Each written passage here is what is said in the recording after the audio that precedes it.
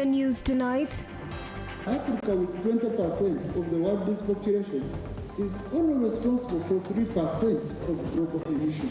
Deputy Speaker of Parliament Thomas Tayebwa criticizes European Union Parliament MPs for passing a resolution to stop the East African crude oil pipeline projects. I wasn't prepared for the answers. No, there are things you don't need to do. Uganda Airlines Executive Director Jennifer Bamuturaki paid 156 million shillings to bloggers to attack and undermine COSASE members. Also tonight, health workers who prescribe drugs to patients have been asked to use clear language while explaining or writing doses for their clients. He's able to plays a very good shot. And in sports, Uganda men's national cricket team, the Cricket Cranes, got off to a winning start in the inaugural edition of the ACA Africa T20 Cup.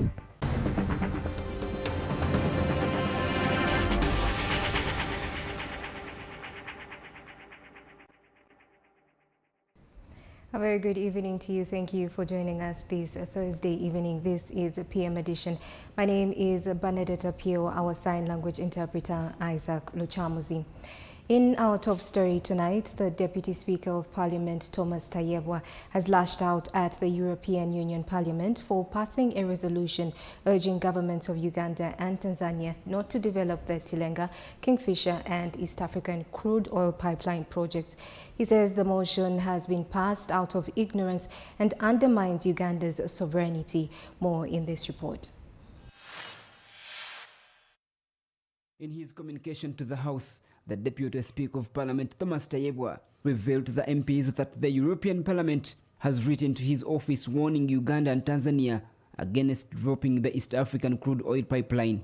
The same motion equally advises European Union member countries not to render any diplomatic, financial or any other support to Uganda's oil and gas projects. The motion is premised on allegations of potential environmental impact, unfair compensation of landowners, human rights abuses and climate change.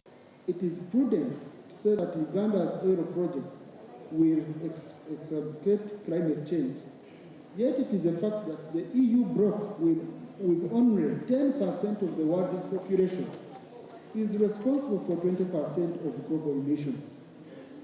And Africa, with 20% of the world's population, is only responsible for 3% of global emissions. Uganda and Tanzania in February signed an agreement with CNOOC and French oil giant Total to construct a 1,443-kilometer crude oil pipeline running from Kabale in Hoima district to Chongoleani in Tanga in Tanzania. Since then, there have been efforts, especially from Europe, to have the project stopped. There are over 9,000 oil and gas production licenses in the USA, including plans to drill in Alaska and the Arctic Sea. 53 licenses have recently been issued in the North Sea, and Germany has also revived its coal plants. In addition, Western countries are seeking to import gas from African countries, and this is in a bid to ensure energy security in their respective states. Is energy security a preserve for only the European Union? Does Uganda not have the same right to have energy security? Members of Parliament now want an engagement with stakeholders to ascertain why the foreign states are interested in matters of an independent country. Because the investment is high, and probably we expected some of the market from the European Union, and now if they are like, stop it, we are just worried about the cost of our oil. Since we have a representative here, please engage with them and try to understand.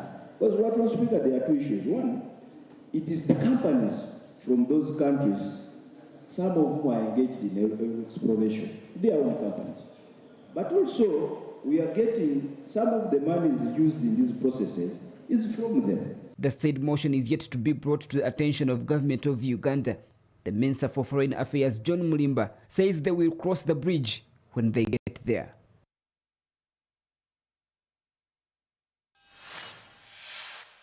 Still in Parliament, the embattled Uganda Airlines Executive Director Jennifer Bamuturaki paid millions of shillings to bloggers and online journalists to promote Uganda Airlines without following proper procurement guidelines. MPs on the Commission's Statutory Authorities and State Enterprises Committee, who are scrutinizing the 2020-21 Auditor General's report, discovered that she paid 156 million shillings to the promoters.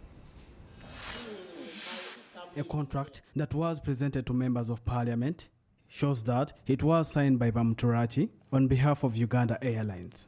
Ewan Andrew Irumba, the president of Uganda Independent Online Journalists Association, signed on behalf of the bloggers and journalists. You kept using Andrew Irumba and Spy Uganda to fight whether it be personal battles with people you were working with and that kind of thing. So maybe help us understand. What exactly did you hire Andrew Irumba to do and his Spy Uganda online blog? Their contract has the details. Like I said, allow me to put together information on this. No, but you're the one who signed the contract and you're the one who paid them money up front. Backdating, you know, so in general. The agreement was signed in December 2021. Uganda Airlines was supposed to pay 13 million shillings every month to the bloggers. The two parties also agreed to backdate the agreement to April 2021, and 117 million was paid to Irumba on behalf of the journalist. To clarify, you are paying this provider from which resources? Secondly, in your submission you said that particular document the chair was talking about was brought to your office and taken down. My first question is, who amongst these people brought that contract to your office? The journalists, according to the agreement, were supposed to defend Uganda Airlines and blackmail and also malign anybody or institutions, especially Parliament, that dare to question Uganda Airlines operations. I think a CEO of an airline has a lot of time, like an idle MP representing a small village in Katanga. This is Andrew and colleagues. Those who can go to Facebook, you go to the page Andrew Irumba Live, because I don't want people to think I'm making these things up. I printed these out. So this is him. Although the contract was supposed to be drafted by Mr. Kochomuhendo, the company lawyer, he told members of Parliament that he was not party to it. However, the agreement that was presented to members of Parliament indicated that Chomuhendo signed as a witness. Bamuturaki objected to comment on the agreement, saying that she would present a written explanation. I said I wasn't prepared for the answers. No, there are things you don't need to do homework for 2 weeks about, because you're the one who signed the contract. How come you didn't need to first? Because when I gave you this document, you immediately recognized it and you admitted that you're the one who signed it. Why didn't you say, give me 1 week to go and study and be sure I'm the one who signed? You immediately considered you're the one who signed it. Regina Tebasima, a senior six-lever who is the acting commercial director of Uganda Airlines, said the journalists used to give her reports on their tasks, which reports she forwarded to Bamuturaki. When members of Parliament asked her to present the copies of the report, she laughed off the request, which forced the committee chairman, Joel Senyonyi, to order police to detain her until she produces the reports. I'm aware of the contract, but as the CEO has indicated, we respond in writing. Madam, and she's laughing. So for some reason you find this funny, Regina, yeah? We don't need to ring police if we want to take you down. We don't need to take you to CPS. We have ours down here. So please don't take it lightly. Members of Parliament found out that Bamuturaki wrote mails to the former Uganda Airlines CEO to offer Bavata, a promotions company, 175 million per month to promote the national carrier. Bamuturaki, who was a commercial director by then, reminded Muleya that Bavata deserved the contract because it is owned by a pastor who prayed for Muleya's wife to defeat a life-threatening illness. Eventually, the one that is hired is the most expensive one. Number two, that one which is hired, the process was not followed. In fact, part of the process was forged. Tony Patila Humza, CTV, PM edition. May, June, July. The Bishop of Namirembe Diocese has praised the exemplary leadership of Her Majesty Queen Elizabeth II, who died on Thursday last week. This was during a service at Namirembe Cathedral that was attended by the British Commissioner and other government officials.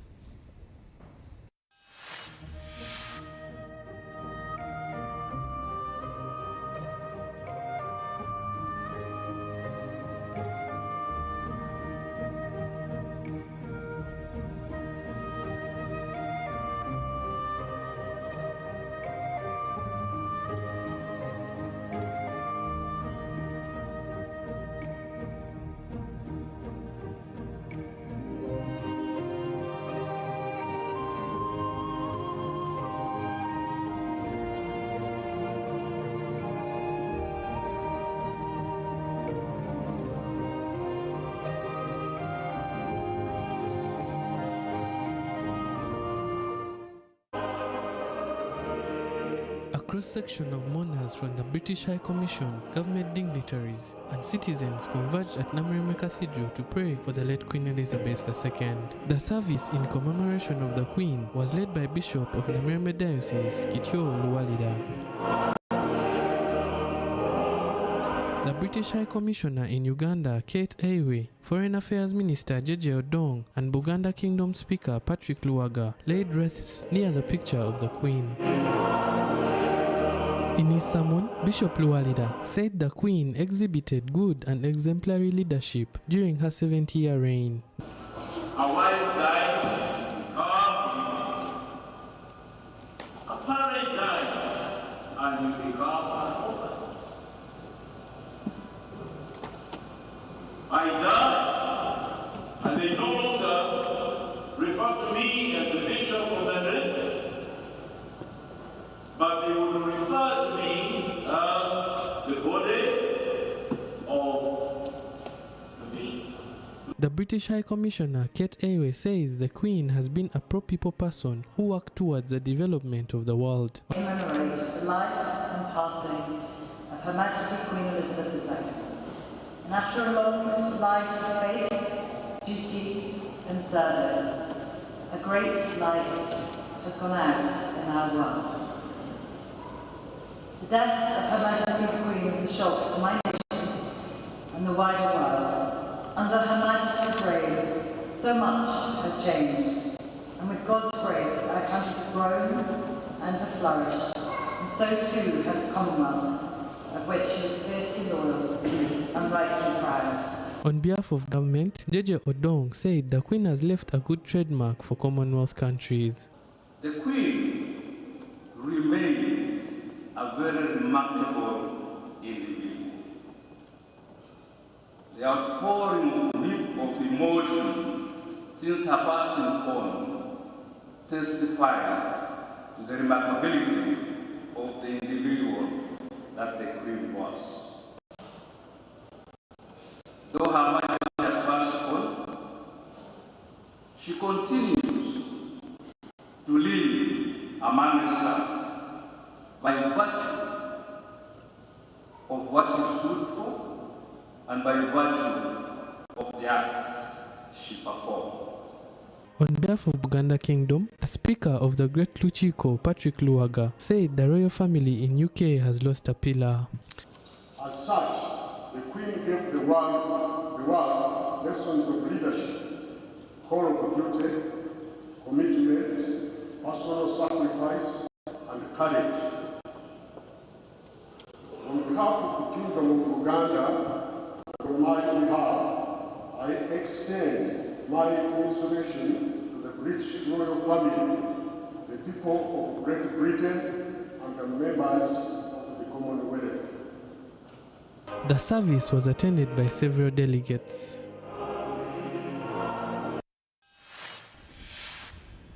Queen Elizabeth II's body is lying in state at Westminster Hall for 4 days, where members of the public are paying their final respects. On Monday, the coffin will be moved to Westminster Abbey for the state funeral. Some of the first mourners to see Queen Elizabeth II lying in state in Westminster Hall have walked away in tears, describing the sight of the cloaked coffin as overwhelming. Thousands are still queuing to pay their respects to the late monarch. The Queen's coffin will remain in the hall until Monday.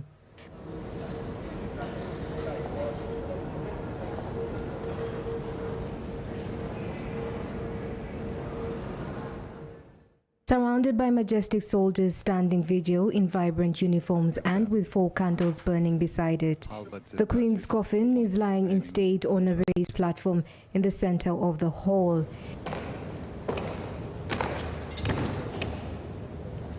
Mood as the first mourners entered as dark, with some crossing themselves while others bowed or took off their hats to show respect. Tears streaked the faces of many. There were no signs asking people to be quiet, yet near silent hum could be heard as people slowly walked through the 11th century hall.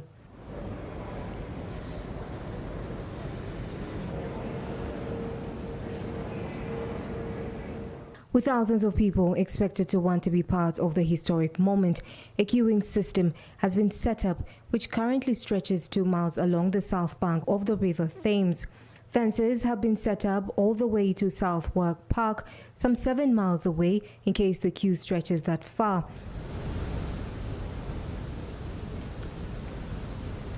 As night fell, there were still thousands of people queuing towards London Bridge, with a respectful but cheerful atmosphere as people waited to witness a moment in history. While those who camped out overnight into Wednesday had to contend with heavy rain, those waiting into Thursday saw a drier night. The Queen's coffin was brought to Westminster Hall in a somber procession from Buckingham Palace, followed by the King and other members of the royal family.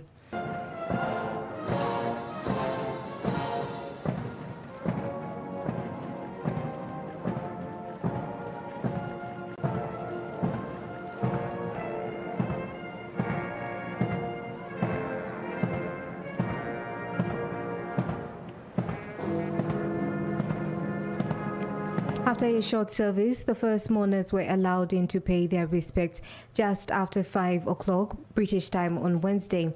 Meanwhile, the new Prince and Princess of Wales have met well-wishers and viewed flowers and tributes outside Sandringham. Prince William and his wife Catherine shook hands and spoke to people gathered at the Queen's Norfolk estate.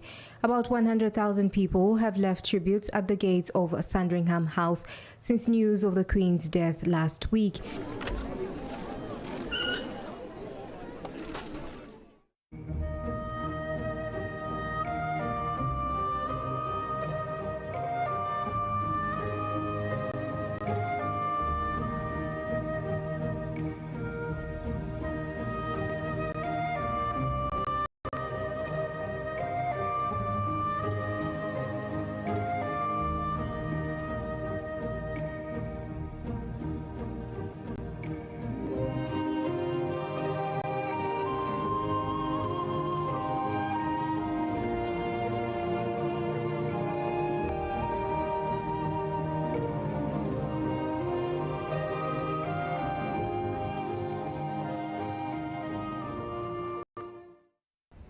May her soul rest in eternal peace. PM Edition takes a short break and returns shortly. Don't go away.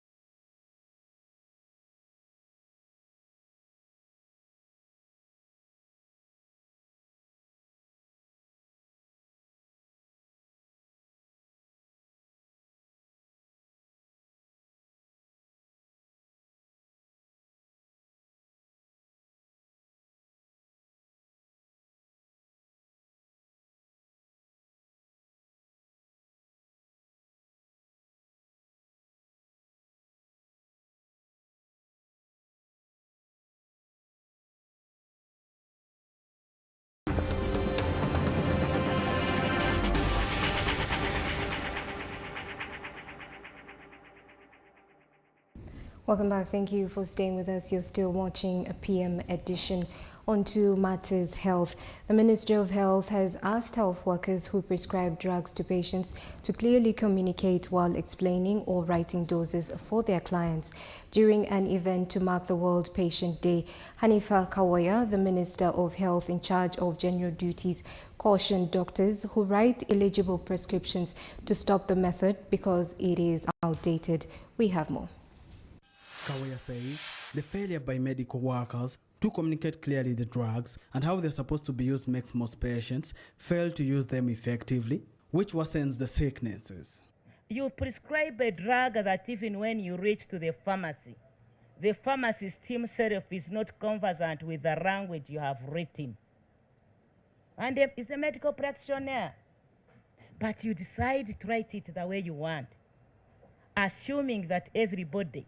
Now, how will the other one, the caretaker of the patient, reach home and start remembering? But if you wrote it clearly, the caretaker will read it that this is twice a day. You're right, BD now. Birthday, what? According to Dr. Helen Biomiri Ndagije, the Director of Product Safety at National Drug Authority, in the last 5 years, they have received 10,000 of patients' complaints about different drugs that were prescribed to them by medical workers or those they have bought over the counter. She says the available figures are not representative enough because the country's reporting mechanism is still below the World Health Organization rate of reporting unsafe drugs, which should be at least 200 reports per 1 million inhabitants. So according to Uganda, we have about 60 reports per million inhabitants. So it is not, we are not yet there. Much as we have these systems, we are saying 10,000. We have not yet there because you should be able to have systems to capture these events so that you can act on them. Ndagije says that they have increased surveillance for drug safety through their pharmacovigilance arm, where they are creating awareness such that people report and appropriate checks are done on the particular medicines being reported. She says antibiotics and HIV drugs are the most reported drugs. She said that self-medication is one of the biggest problems. They are fighting the bid to guarantee patient safety. We are strengthening, and that's why now we are working with the Ministry of Health. We work with the pharmacy department here at the Ministry of Health. We work with different stakeholders, all healthcare professionals, and very many. There's quite a wide national system. Dr. Bayo Fatumbi from the World Health Organization says the safety of patients begins with the safety of health providers who diagnose and treat diseases. He said it doesn't make sense for a doctor who prescribes drugs to use a name that is not familiar with patients, yet the same drug has a common and relatable name. A name that is not well known, using a pharmacological or clinical name rather than call it the way it is. And that became a problem for that particular patient. May also or is so rest in perfect peace. According to the research, out of 130 million people from low-middle income countries, 2.6 people die due to drug reactions. However, Regina Mariam, the head of Community Health and Information Network Chain, emphasized the need for civil education if such a number would reduce. So it's important that the community, the patients, the family, the caretakers are all empowered so as to be able to understand the extent of the problem regarding medication safety, for them to know that whereas this medication can help me cure my ailment, but it can also lead to death. Story compiled by Lubega Ibrahim Kasinga for CTV PM Edition. You're still watching PM Edition. In news from the region, 2 days after President William Ruto took office, fuel prices have risen once again in Kenya after a partial removal of subsidies. As President João Lourenço, the president of Angola, who has begun his second term in office, announces plans to create jobs for millions of unemployed youth. We have more. The energy regulator said late on Wednesday night that it had removed the subsidy for super petrol while retaining a smaller subsidy for diesel and kerosene. At the new prices, super petrol, mostly used by private motorists, will now cost about 179 Kenyan shillings a litre, up from $1.3, while diesel, which is used by transporters and industries, will cost about $1.4 in the capital, Nairobi. Kerosene, which is mainly used by low-income households for cooking and lighting, will cost about $1.2 a litre. It comes after President William Ruto called fuel and food subsidies costly and ineffective in his inaugural speech on Tuesday. Ruto said on Sunday that Kenya was in a deep economic hole and repeated his pledge to lower the cost of living as a priority upon taking office. The East African political and economic powerhouse is reeling from a once-in-a-generation drought, and inflation is at 5-year highs. In June, the World Bank projected Kenya's GDP would grow by 5.5% in 2022, a moderation following last year's recovery when the country's economy grew by 7.5%. Angolan President João Lourenço promised to create jobs for the country's disenfranchised and largely unemployed youth as he was sworn in after an election he acknowledged had been bitterly disputed by the opposition. Angolan Constitutional Court threw out a complaint filed by the runner-up opposition party UNITA in the August 24th election.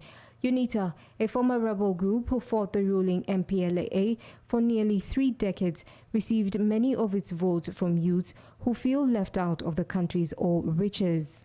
Analysts fear their anger could boil over into violence if they answer UNITA's calls for protests starting on September 24th. Security was tight throughout the capital Luanda today, and UNITA, whose leaders did not attend the inauguration, decried the heavy police presence as an effort to stifle protest. He added that the MPLA would guarantee peace, stability, and economic and social development, but gave no further details. Lourenço acknowledged the polls had been the most disputed elections of the history of the young Angola democracy, but he said they had nonetheless contributed to the strengthening of democracy. In stories making headlines across the globe, Ukrainian President Volodymyr Zelensky has been involved in a car accident, according to his spokesman. A passenger car collided with the presidential vehicle and his escort in the capital, Kyiv. And South Korea has arrested a woman after bodies are found in suitcases in New Zealand. Here is more.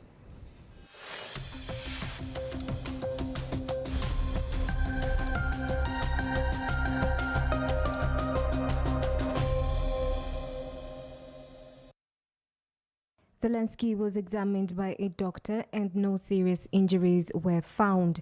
The driver of the car that collided with the motorcade was treated at the scene and driven away in an ambulance. The spokesman says all the circumstances of the traffic accident are being investigated by law enforcement officers. This comes after President Zelensky visited the recaptured city of Izium, a key logistics hub in northeastern Ukraine, on Wednesday. In recent days, Ukraine's army has reclaimed swaths of occupied territory, forcing Russian troops to retreat. South Korea has arrested a woman after bodies found in suitcases in New Zealand. The New Zealand suspect is believed to be the mother of the children whose remains were discovered last month in abandoned suitcases in New Zealand, nearly 4 years after their death. South Korean police announced today that they had arrested a 42-year-old woman suspected of murdering 2 children in New Zealand in 2018 and concealing their remains in suitcases.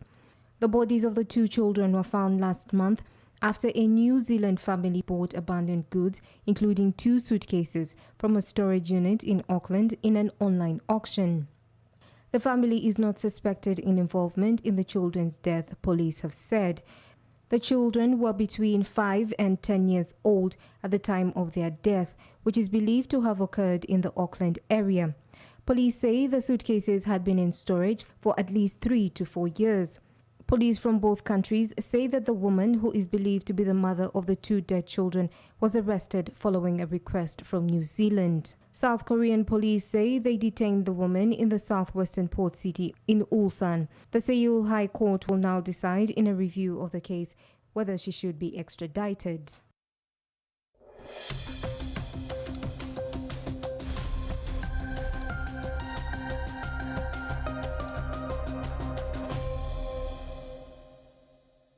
"27 minutes past the hour of 9 p.m. edition takes another short break. Don't go away. Sports is up next.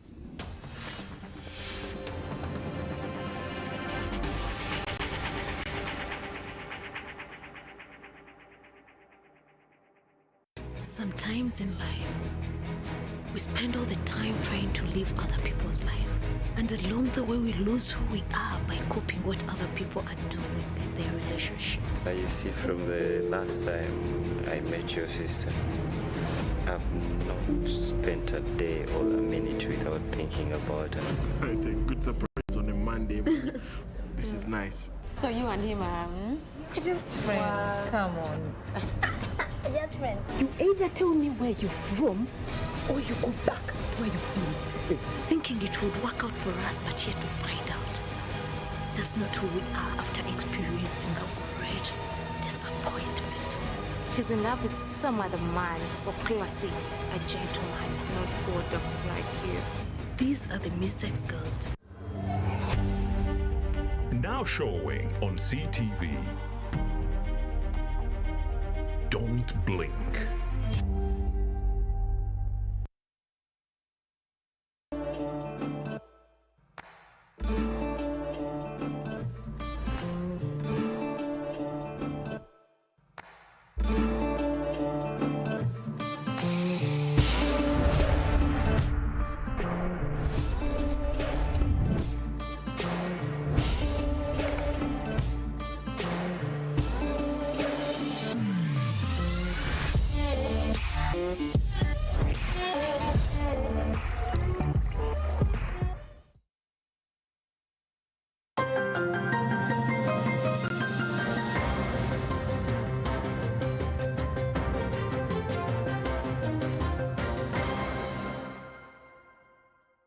Welcome back. Thank you for staying with us in sports tonight. Uganda men's national cricket team, the Cricket Cranes, got off to a winning start today in the inaugural edition of the ACA Africa T20 Cup. Uganda won by 7 wickets, having bundled out Botswana by 107 runs in 18 overs in Johannesburg to secure a winning start in Group A.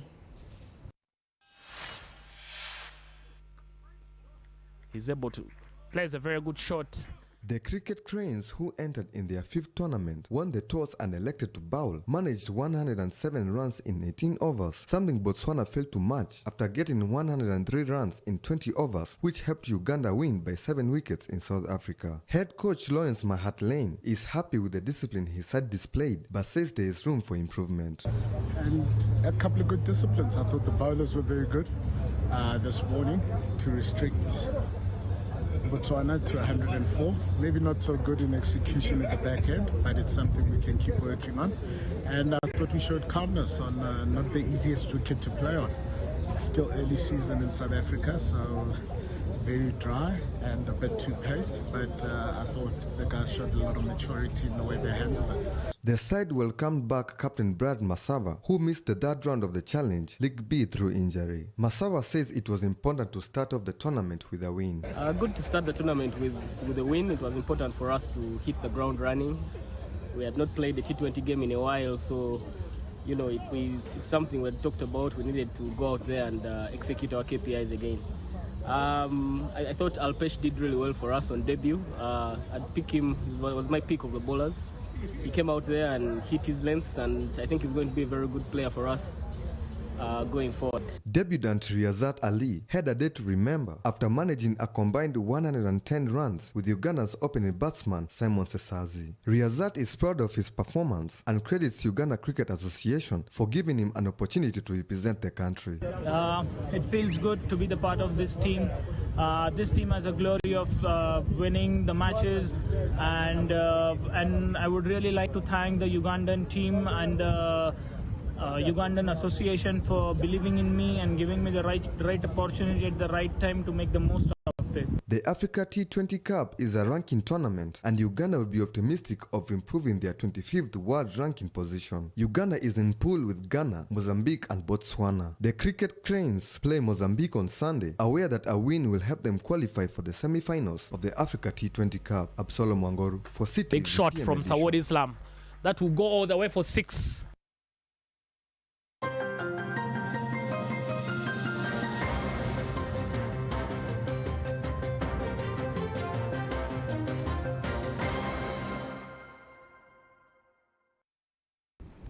We've come to the end of PM Edition. Thank you so much for your company. Keep it CTV though, plenty more interesting programming lined up for you.